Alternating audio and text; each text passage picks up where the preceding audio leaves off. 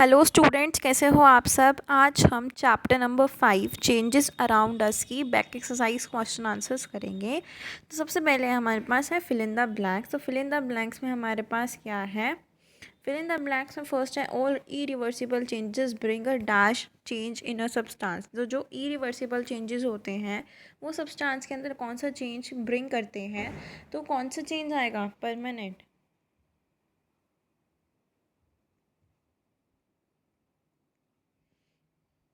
Next, a change in which the substance produced can get back to its original form is called a dash change। तो ये नहीं लिखना है आपने first वाले में, तो permanent is your answer. Next है सेकंड में रिवर्सिबल। यस, रिवर्सिबल है, ठीक है। Bending of iron rod is a dash change. तो बेंडिंग ऑफ आयरन रॉड कौन सा चेंज होता है, that is a physical change. So right here physical. Burning of fuel is a dash chemical change, whereas rusting of iron is a dash chemical change। तो fuel को अगर हम burn कर रहे हैं तो वो कौन सा चेंज होगा, फास्ट केमिकल चेंज होगा। लेकिन अगर हमने रस्टिंग ऑफ आयरन का जो प्रोसेस है उसको देखें तो वो कौन सा चेंज होता है, स्लोली अकरिंग प्रोसेस है। So it is a slow chemical change. Chemical change fifth है, in chemical change new substances with dash properties are formed. तो केमिकल चेंजेस के अंदर न्यू सब्सटेंस जो फॉर्म होते हैं वो कौन सी प्रॉपर्टीज़ के साथ फॉर्म होते हैं, जिनकी डिफरेंट प्रॉपर्टीज़ होती हैं उनके फॉर्म होते हैं chemical changes. So right here different. Okay, next है right the true false for the following statements. Glowing of an electric bulb is a fast change, true. Deforestation is a reversible change, false. Burning of paper is a temporary change, false. Cutting of an apple is a chemical change, false. Making of fruit salad is a chemical change, false.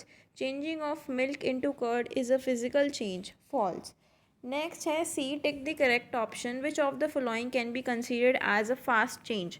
तो इनमें से ऐसा कौन सा change है जो fast occurring process है, that is bursting of firecracker।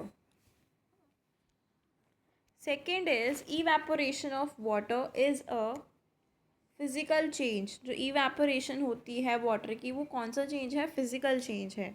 Next third is which of one of the these is a reversible change. तो इसमें से कौन सा रिवर्सिबल चेंज है, inflating a balloon. Next fourth is which one of these is an irreversible change. तो इनमें से कौन सी एक चेंज है जो इरिवर्सिबल है, जो इरिवर्सिबल नहीं है, जो सिर्फ एक ही डायरेक्शन में होता है। तो that is a growth of a child. Next है a piece of paper undergoes a chemical change.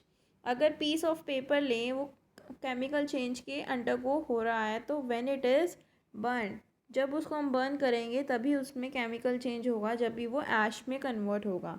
Next है D, answer the following questions in brief. So first is define the following terms, reversible change, chemical change and physical change. तो सबसे पहले है reversible change.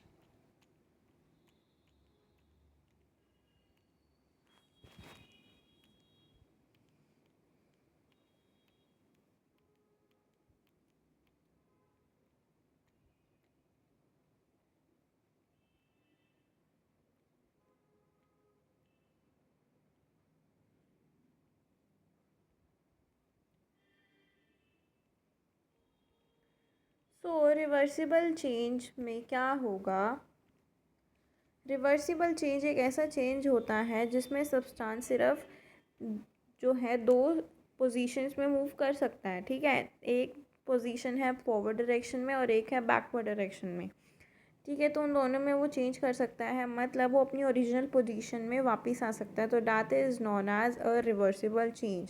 So D के first में आपको ये लिखना है।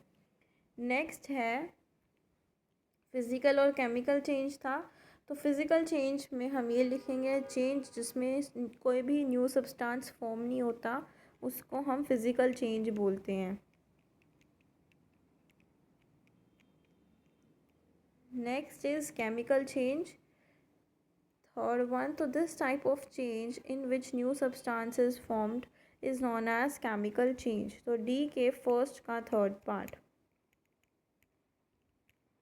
ओके, नेक्स्ट है सेकंड क्वेश्चन,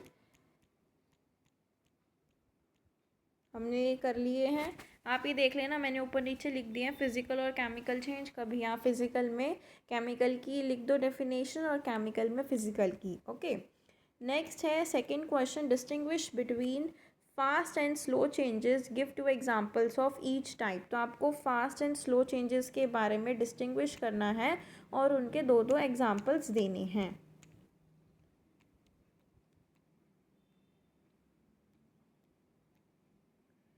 तो स्लो एंड फास्ट चेंजेस का आपको ये टेबल बनाना है टेबुलर फॉर्म में। आप इजीली इसको रिप्रेजेंट कर सकते हो और इजीली लिख भी सकते हो और लर्न भी कर सकते हो। तो ये सब लिखना है आपको, इसकी डेफिनेशन लिखनी है, इसके एग्जांपल्स लिखने हैं, कोई भी दो लिखने हैं। ओके, और फास्ट चेंजेस में भी इसकी डेफिनेशन और इसके एग्जांपल्स, कोई भी दो।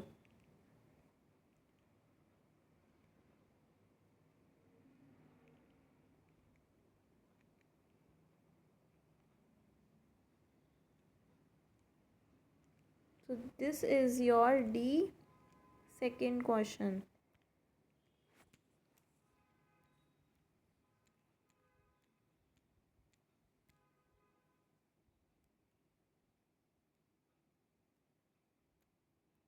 नेक्स्ट है हमारे पास third question, that is give two examples each of reversible and irreversible change.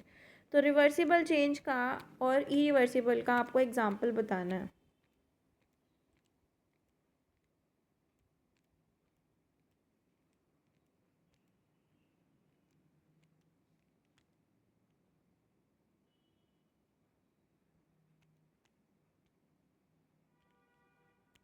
तो ये लिख देना आप, reversible change, conversion of water into ice and vice versa. This is an example of reversible change, D के third. और irreversible में आप लिखोगे paper turns into ash on burning.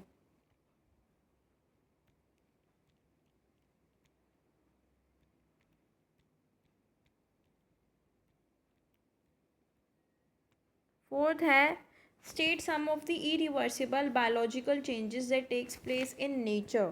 तो ऐसे कौन से बायोलॉजिकल चेंजेस होते हैं जो नेचर में होते हैं इरिवर्सिबल, मतलब जो एक ही बार हो रहे हैं, वो बार बार नहीं होते।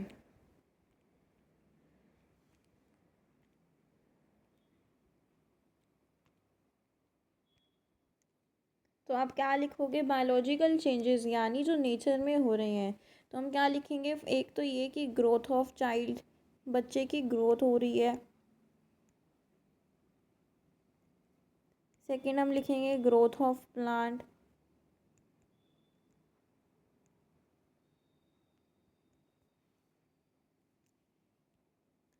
थर्ड लिखेंगे हम फॉर्मेशन ऑफ कॉर्ड, मीन्स जो नेचुरली हो रही है, जिसमें हमने कुछ नहीं किया। तो फॉर्मेशन ऑफ कर्ड खुद होती है, बैक्टीरिया उसके अंदर फॉर्म होता है तभी कर्ड फॉर्म होती है। ठीक है, फॉर्मेशन ऑफ चीज़,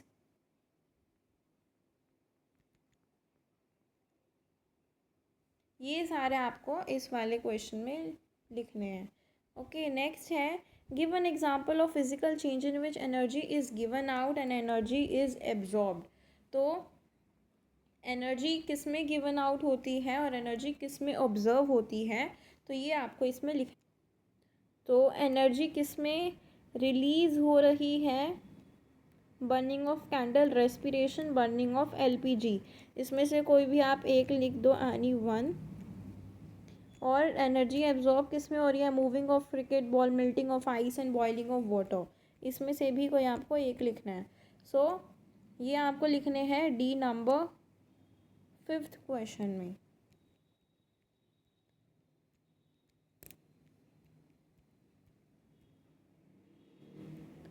अब हम चलते हैं ई पार्ट क्वेश्चन आंसर्स की तरफ। तो है give two differences between reversible and irreversible changes. तो ई रिवर्सिबल और रिवर्सिबल के बीच में आपको डिफरेंस लिखना है। तो आपको गिवन है यहाँ पे, आपको वही लिखना है। This is the table. आपको टेबल फॉर्म में इसको फॉर्मेट करना है। फुल 3 पॉइंट्स आपको इसमें मार्क ऑन करने हैं, ठीक है, और इसको लिखना है।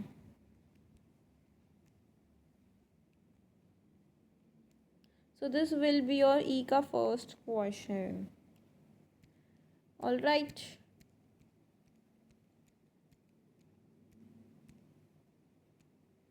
नेक्स्ट है हमारे पास, वो पूछता है सेकंड क्वेश्चन में, formation of curd irreversible process है और केमिकल चेंज भी है।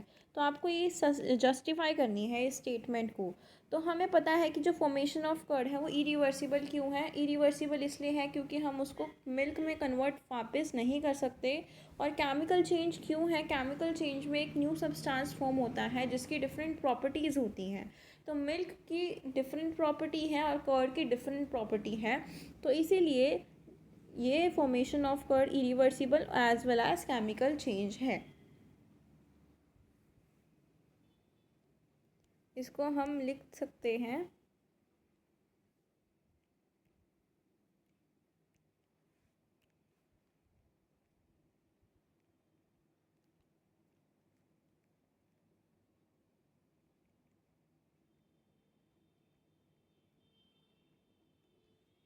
Formation of curd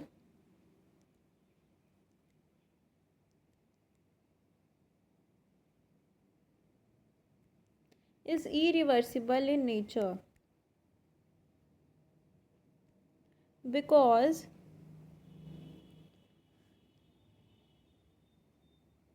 curd once formed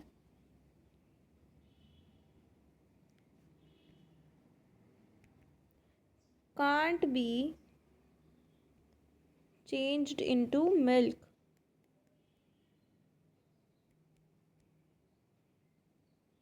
अगर हमने उसको एक बार कर्ड में फॉर्म कर दिया तो वो वापस मिल्क में कन्वर्ट नहीं हो सकती। So that's why it is irreversible process. और it is also a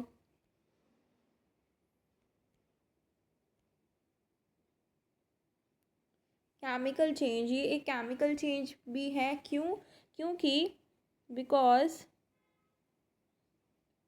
in chemical change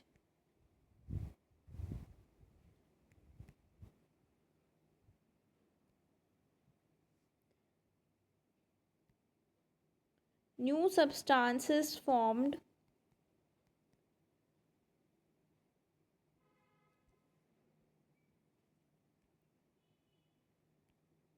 and having different properties.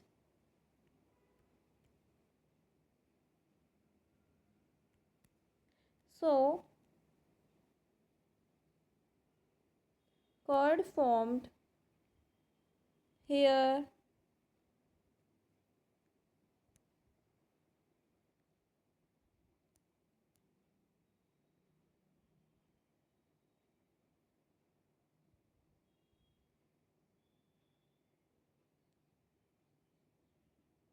has different property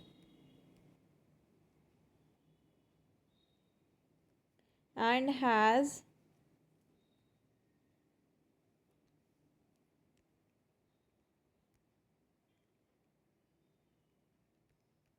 different structure formed as compared to milk. तो ये हमने इसको देखा कि ये कैसे फिज़िकल चेंज, ये केमिकल चेंज है और इरिवर्सिबल चेंज है। ओके, नेक्स्ट है third question, water cycle is a natural change, classify it as a physical और केमिकल चेंज, इरिवर्सिबल और reversible change, also justify your. तो हमें फोर्थ क्वेश्चन में क्या बताना है कि जो वाटर साइकिल है वो नेचुरल चेंज है। हमें पता है कि नेचर खुद इसको बनाता है और खुद ही ये चलती है, तो साइकिलर फॉर्म में, सर्कुलर फॉर्म में चलती है। तो हमें इसको क्लासीफाई करना है कि ये फिज़िकल चेंज है, केमिकल चेंज है, या फिर रिवर्सिबल या इरिवर्सिबल चेंज है। तो इसका हमें आंसर लिखना है।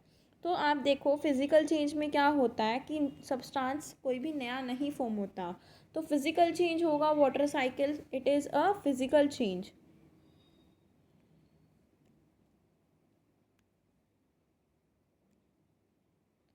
क्यों? क्योंकि इसमें वाटर साइकिल में कोई न्यू सब्सटेंस फॉर्म नहीं हो रहा, तो it will be a physical change. और ये रिवर्सिबल चेंज होगा, क्यों? क्योंकि पहले जो वाटर साइकिल होती है, मैंने आपको बताया कि जो सर्कुलर फॉर्म में मूव करती रहती है, तो जो वाटर होता है उसका इवापोरेशन होता है, फिर इवापोरेशन होने के बाद क्लाउड्स फॉर्म होते हैं और वही प्रेसिपिटेशन के रूप में नीचे आ जाते हैं और फिर वाटर फॉर्म करते हैं। ठीक है, तो वाटर साइकिल रिवर्सिबल है, so that's why it is reversible in nature. Fourth question है, how can we say that burning of candle is a chemical change but the glowing of bulb is a physical change. जो burning of candle है chemical change क्यों है? क्योंकि burning of candle, अगर हम candle को burn कर रहे हैं तो हमें हीट, लाइट, स्मोक मिल रहा है जो कि एक नया सब्सटेंस है। तो केमिकल चेंज में भी यही होता है, नया सब्सटेंस फॉर्म होता है। लेकिन ग्लोइंग ऑफ बल्ब एक फिजिकल चेंज है जिसमें न्यू सब्सटेंस फॉर्म नहीं हो रहा, सिर्फ है हम बल्ब को ग्लो कर रहे हैं। तो हम इसमें लिखेंगे फोर्थ में,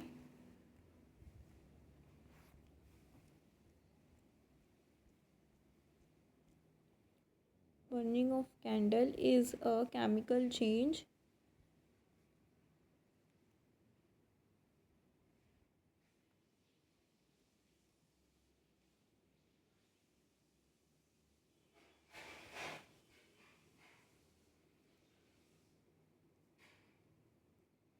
burning of candle is a chemical change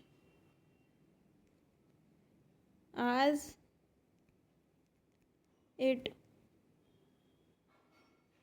gives out heat, light and smoke, which all are new substance। तो एक से ज़्यादा तो substances formed, so that's why it is a chemical change. तो इसीलिए हम क्या इसको क्या कहेंगे, it is a chemical change. और ग्लोइंग ऑफ बल्ब जो है उसको हम फिजिकल चेंज क्यों कह रहे हैं? ग्लोइंग ऑफ बल्ब इज़ अ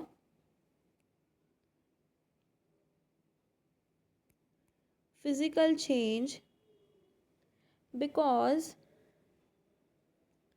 क्योंकि ग्लोइंग ऑफ बल्ब में सिर्फ हम जो स्विच है उसको ऑन कर रहे हैं, उसमें कोई भी सब्सटेंस फॉर्म नहीं हो रहा। So because only switching on is there and no new substance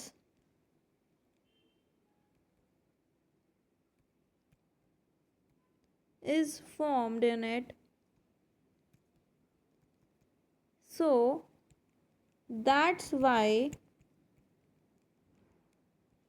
it is a physical change।